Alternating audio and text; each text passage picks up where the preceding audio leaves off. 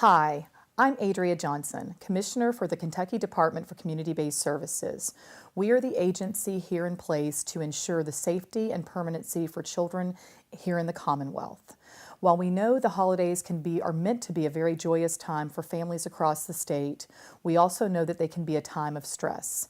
And in addition to being the agency charged with ensuring the safety of all children, we are also here to provide some prevention and education to families on ways to manage stress, such as stress that can come with the holidays. A few tips that we'd like to share for caregivers throughout the state and parents who may be experiencing a degree of stress outside of the norm over the holiday seasons are just some practical everyday tips that can help you help to ensure that we all enjoy the holidays in a very safe manner. One, I think we've all heard it. I think every parent has probably used many of these techniques. Let's just count to 10.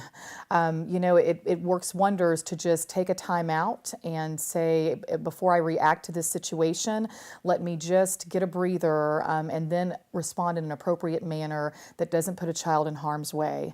Along those same lines, let's get some space. Sometimes it helps to just physically remove ourselves, walk to another room, take a few steps away, again, just to diffuse the situation and allow us to collect our thoughts, gain our composure, and then respond in a way that is healthy and ensures the safety of children here in the state. Let's also think about modeling the behavior that we want to see in the children that we care for. Depending on the age of your child or what's going on, we know children can be unruly, we know children can push the envelope, and we know children can push our buttons.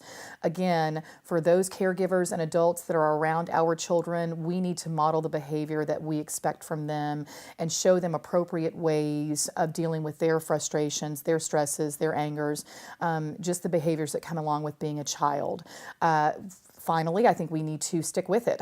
As parents, sometimes, it's easy to say we're going to put in place a consequence or a punishment and then back off of that. It's important for children to see consistency and to then reframe their behaviors in productive ways when they know that there is an appropriate consequence to their actions. So if you have a child that is, for some reason, wanting to hit or act out or whatever that inappropriate behavior may be, and you're using timeout as a mechanism, continue to reinforce that timeout standard. Don't cave, even if it means your child is sitting in timeout for several periods throughout the day. And finally, again, we are the agency that is here in place to ensure the safety, well-being, and permanency for all children who may be at risk of abuse or neglect. It is state law that you have to report any suspicion or concern that there is actually abuse or neglect going on in the life of a child.